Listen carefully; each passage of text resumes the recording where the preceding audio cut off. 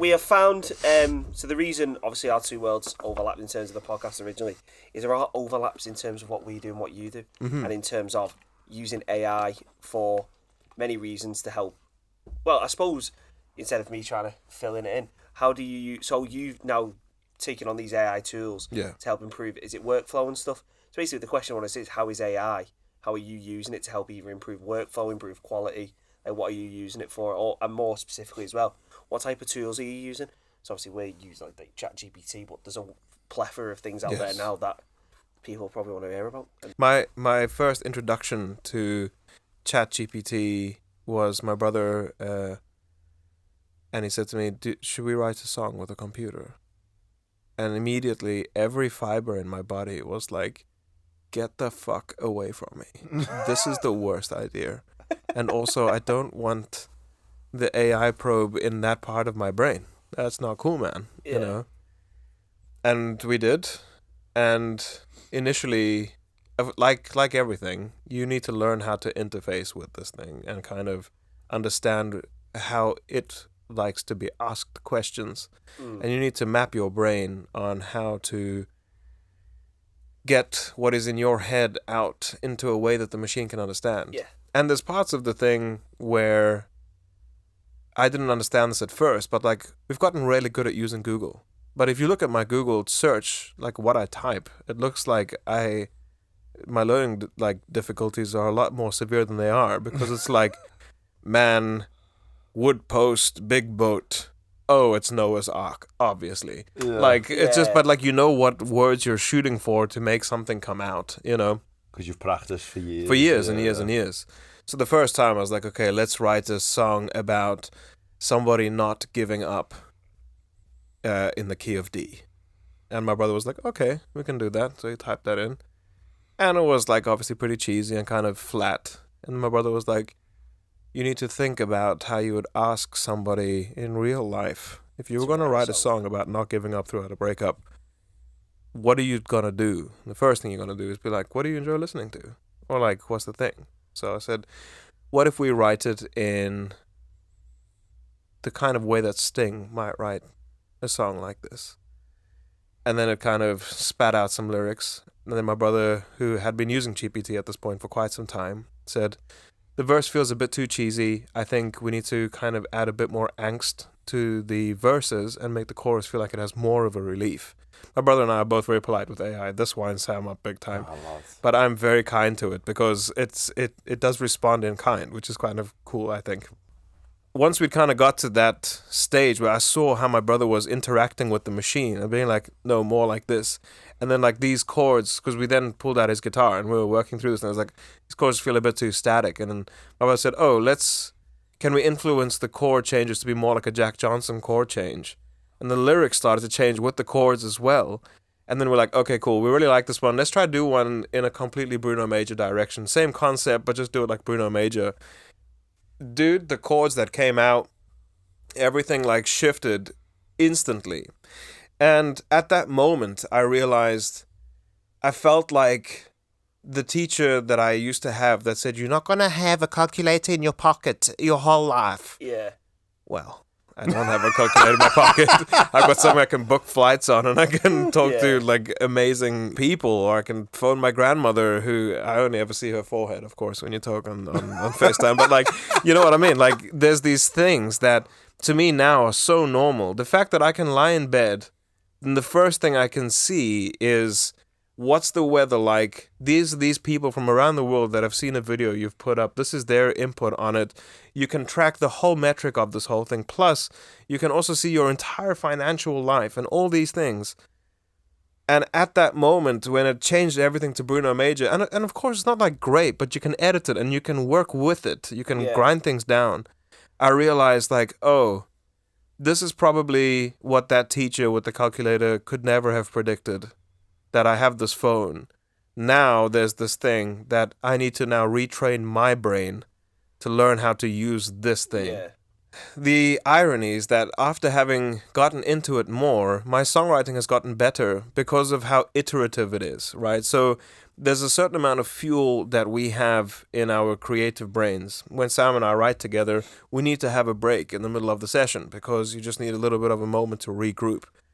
What's fascinating about AI is if I have a verse and a chorus, the worst thing to write in every song is verse 2. It just sucks. Or you write a great verse 2 and then you have to redo verse 1, which then makes writing the bridge like you're climbing 1,000 stairs. You know, there's only like 24 lines in a song and it feels like it's like you're pulling water from a rock. If I put in a verse that I've written, a chorus that I've written, the hypothesis of the song, this is what not the hypothesis, the thesis of the song. This is what I'm writing about. This is what's difficult. And this verse, I want to get this right. The rhyme scheme is A, B, B, A. These are the chords. The song's in 4/4. Can you give me something here? And what's fascinating is that I'm not looking for a whole verse. I'm looking for the one line. Yeah. I'm looking for one line. When we stumble on a good line, a good line can sometimes change the entire efficiency of an entire song. It can change the pace. It rebuilds the section. Man. And you might look at that line and go, well, that's just made this first verse shit. Yeah. And you rebuild it. Yeah. And what's cool is that you can take that first verse that you have written and say, can you give me a couple of options on this verse that I have written? And it will talk to you about it. And you can also type in your song and go, I want to make this a bit edgier. Can you give me some options? I don't agree with people that are writing songs with AI where they're not engaging in a debate. And the debate is not between you and the machine. The debate is between you and your creativity. Mm-hmm. How far are you willing to push this? And it's the medium of the AI which is allowing that to take place. Exactly. As computers get stronger, graphics on games got better. But us who played the games got better at playing games too. And I think that we can take a similar approach to the way that we think about AI in the creative world in that sense. There are people who are going to fight, but there were people who were fighting when Autotune came out. There's people who are fighting on how, when I use Logic on a day-to-day basis here, Logic Pro, the DAW, the recording software, that's not real. What you hear coming out of speakers, you've seen me edit. What actually is recorded versus what actually is being heard. Totally different. Two totally different things. Yeah, no. Every now and then you might find a band or an artist that doesn't require that. That is a gifted person, just like there are gifted songwriters out there who are fantastic. And from that sense, GPT is amazing because writer's block is no longer an excuse. Provided you get off your ass, you pick up a guitar, and you've done some of the work, you will be able to, if you're open to it, you will be able to push into a nice position. The other way that I use it is for my YouTube channel. There's a lot of parts about the YouTube world that is very difficult to do by yourself. I write the music by myself or I co-write with somebody. I then play all the instruments, I film everything, I edit everything by myself, and then upload it. What's been so interesting now is to be able to take a video that is in its raw format and I upload the introduction, the description of the product and what it does, plus my review of the product without the music in the middle, and I sync up the audio to the video and I upload it to a service called Gling, which is an AI powered editing software where it takes out all awkward pauses, ums and stuff, plus it picks the best take. This is going to change your life. Let me grab a notepad. Don't worry, we can talk about it afterwards.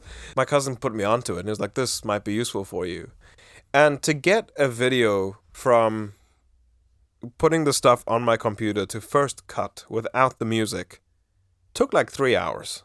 Because you are kind of going through everything manually and you're looking through it. Does it feel right? Does it not feel right? Is the timing on this right? Yeah, it's like 2 minutes. It's like, it just works through this whole thing. It just removes all awkward pauses, all stagnations that you don't want. Plus, if I repeat a line, like let's say the API 550 AEQ is a 3-band. Oh wait, let me go for that again. The API 550A EQ. The API 550A EQ is a 3-band equalizer with shelves and a mid-band section. It will pick up which one of those lines was the best one that you said, put it together so that it makes grammatical sense, and it's done for you. It doesn't feel mashed up at the end. It does, but it gives you the starting point. So you're, like the songwriting, you're using it as the tool. Yeah. So it gets rid of the mundane shit where you can almost do it with a podcast on and you're just like, Yeah, exactly. Yeah. Stuff that I do with my eyes a lot of the time, it just does. Sometimes, I mean, it doesn't get it right all the time. That has been a huge thing. But then I can take the SRT file, which is the subtitle file, and I can put that into a converter, which then makes it into text. Gling, I spoke to the CEO of Gling. He's going to make a text export. I can then take the text, what I have said on this video, put that into GPT, and then say, hey, and I've now trained my YouTube GPT chat, where I just put the text in, and then it gives me a short description for the video, a long description for the video, as well as 4 titles and 4 options on words for the thumbnail. Because I've worked with it and I've trained it and literally spoken to it and be like, this is what I like. You can this keep is your how little go. own like window open. Exactly. Your own like personal. Which is fantastic. So now the thing that takes forever is to get a good title on a video. Yeah. And like to get the thumbnail text right is really difficult. That's what I struggle with, is making thumbnails. That is, because it's a horrendous job. Think about it from the other side. If you start training your specific chat, here's all of my videos. Like, let's say Mr. Beast has got however many 100 videos, and it learns all those titles and the descriptions of each of these things. And then for it to say, I need some ideas. Of course, they have their think tanks. And initially, it's going to be bad, right? Like, it's not going to be awesome. But you're looking for the thing that starts the spark of that conversation of like, you know, I've delivered 100 roses. Not so great. I wanted to buy 10,000 roses to give to every woman in this thing. Slightly better, but not so good. But if you put that in a think tank of people within that one genre, it's going to be nuts. It's going to work like hell on Because fire. you started it with the correct initial conditions. That's to it. get the optimum output. That's it. Yeah. The other thing I use GPT for is I use it in conjunction with Midjourney. And you've... I've seen this yeah, option. so this is really cool. So to create cover art, for example, if you use a designer, to get iterations on something takes a lot of time. In any case, like if there's mix recalls, it takes time because you're working around somebody else's schedule, you're working around their deadlines and all these things, and it's really difficult to kind of get something quickly. Mm-hmm. With AI, my brother and I taught this chat in GPT. We went onto a bunch of websites. My brother wrote a piece of code for it to be able to read, well, he told GPT to write a piece of code for it to read what is important about how to get a good prompt on Midjourney. And he trained it to go through these websites. And he trolled it, and it became a really powerful piece of kit. And now I type in, for example, the Honey Motel, shout out once again, I'm sure for the 5,000th time. Yeah. I said 4 manatees playing cards was the first thing. No, the first thing I wrote was a manatee surfing on the Milky Way. And it was insane. The first thing that came out was absolutely nuts. And then I was like, oh, it would be quite interesting to see 4 manatees playing cards. Like that picture with is it the dogs? The Like, manatees. People are going to be so confused. No, there's that old famous painting, Yes, isn't it, with the yeah, dogs? I'm sorry, you're on about Yeah. Maybe. But I was sat in my apartment, in my pants at like 10 a.m., at like 10 p.m. at night. You guys were in rehearsal, I think, or something weird. Me, Lou, and Jack were having a drink somewhere. Yeah. I was doing these things and then getting different options, and I was like, oh, 4 manatees in a disco or whatever. And I was like, to try and describe this to another human, firstly, they'd be concerned for my health. They'd be like, are you okay? Do you need to see somebody? Are you all right? You know? The next thing is like, the fact that I went through a bunch of iterations and then was able to knock up a really solid piece of album art, which I think looks sick. It's fucking sweet, yeah. And the whole process was what, maybe 30 minutes? With iterations. From when you first messaged me, it was to the end, it took 30 minutes. In my apartment, there's 2 AIs talking to each other there. This is fantastic. One is prompting the other. and the other is interpreting that prompt, I then react and inform GPT to say, this is what I don't like about what Midjourney is doing. Can we try and emphasize X, Y, and Z? That then gets implemented again. And it's this beautiful feeling of pure creativity without the boundaries or the pushback. If I want to do something creatively in here, I have to arrive here, I have to plug stuff in, I then have to remember the idea I had in the shower, I then have to tune the guitar, I then have to make sure the computer's on, the right hard drive is in, not the corruption, and then like I have to do everything like correct, and then I can start. So it's removing those like kind of artificial human barriers, which really limit the like the creative process, because as you say, it's start one thing, right, then I've got to do 100 things before I can do this other thing. Mm-hmm. Whereas you get this back and forth. And as I kind of find as well, when you do things quickly, you get more into it, so you'll get it done even quicker than if you were trying to do it elsewhere, because it's sparking things all the time. And what you've just said then, I've never thought about it like that, and you don't even think about it the way Alice just said, if you were involved in the arts. But you can even apply it to like writing a script for like, I don't know, a cluster algorithm, whatever you're doing. You said when you're speaking to Hub Journey or GPT, there's no like judgment about what you're asking. Yeah. Yes. I've never thought about it like that. Like if you get that artwork you created for Funny Motel, if you were trying to do that with Ryan, and Ryan's a designer, and you're trying to speak to Ryan over the phone, he judges it. Exactly. You've got to you're putting the weird instructions in. No one's saying like that's not gonna work. Yeah. He's got to understand it. ChatGPT's not emotional. Yes. It's just taking it and going, I'll do my best to put these things in place. Because as you say, that's so weird. I thought about like it's not judging you. Because if you spoke to me and said that, I'd be like, not really fucking into this. Or it'll come out how you think about it. Yeah. That doesn't think about it in any way. Well, it does, but it thinks about it based on a lot of data, rather than if you ask me as a designer, I've got a set amount of like ideas, and that's one of the barriers when you songwrite or create. It's different ideas. Whereas if your client was a robot, that could just spit stuff back at you. Yeah, it's weird that.